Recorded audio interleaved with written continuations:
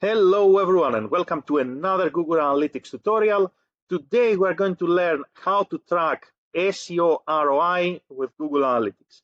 You have an SEO agency, you are making an investment, you want to see if you are getting a return on your budget. You're getting a return on investment on your SEO efforts. We're going to go straight to the point. We're going to go through a tracker, a report, but before we go there, make sure you like the video, subscribe to the channel because it helps tremendously to create new content. So thank you very much in advance. And let's get started. Step number one, we are going to go to our Google Analytics traffic acquisition report. We're going to scroll down and we are going to have a look at organic search. This line here represents the traffic coming from organic search, from all the organic search channels out there, Google, Bing, Yahoo, and so forth. It is very important to be able to track key events. Now, in this scenario, we're looking into an e-commerce business and we are tracking purchases, right? So if you are not tracking key events, meaning if you are not tracking sales, if you are not tracking leads, if you are not tracking key actions, form submissions, whatever it is that matters for your business, then the first step is to be able to track these actions. I have a whole playlist down in the video description with links relevant to how you can start tracking the actions that matter in Google Analytics. So if you want to track the ROI, step number one, we need to be able to track when people land from organic search, what actually they do on our website. Now, let's say here we are able to do that. So this is the number of sales. And here we are also able to track revenue because that's an e-commerce website. The first thing that we need to do is to create a tracker that looks like the one that you see here, right?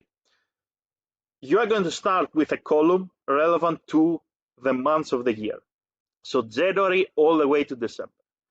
Then you need every month to come here and note the organic traffic. The number of sessions from your Google Analytics goes here in this column. Then you need another column, which is key events. And here you're going to track the number of sales or leads or form submissions or whatever it is that matter for you. You're going to track it every month in this column. Then we have the conversion rate. So key events divided by the organic traffic every month. Then we have the revenue if you are into e-commerce. And then we have the SEO investment, how much you are paying your agency to do this job of driving organic traffic. And then we have the ROI column. So essentially, revenue minus cost divided by cost. For every dollar that you spend on SEO, how many dollars do you get back? You see here that we have also a delta column here, right? So we have a delta column, and these delta columns, they basically tell you whether, for example, your traffic is growing over time. So here we can see these are imaginary numbers, but let's say February we got 1,500 sessions from organic traffic. Therefore, we grew 50% versus January. So these delta columns here, they actually track the difference between February and January, March and February.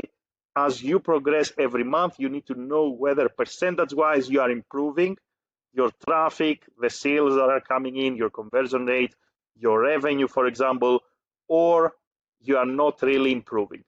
And here, basically, what we have is a little bit of color coding, right? So if you want to change your color coding, we can go with conditional formatting. We can say, for example, if the difference, for example, is greater than 0, which means if we are improving, then this is going to be green. If we are not improving, so if when we compare, let's say, the months, we are less than 0, then it's going to be red.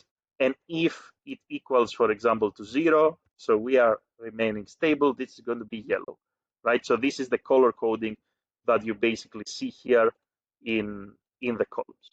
So this tracker is all you need to assess the return on investment of your SEO agency, because what you are looking at is in the end of the year, so year total, for example, if we are to have here the last row, you want this last row basically to showcase improvement. So we started, for example, with a situation where, let's say, we were generating 1,000 visits a month in January, and in December we ended up in a situation where we generated 6,500 sessions from organic channels. Therefore, we have an improvement.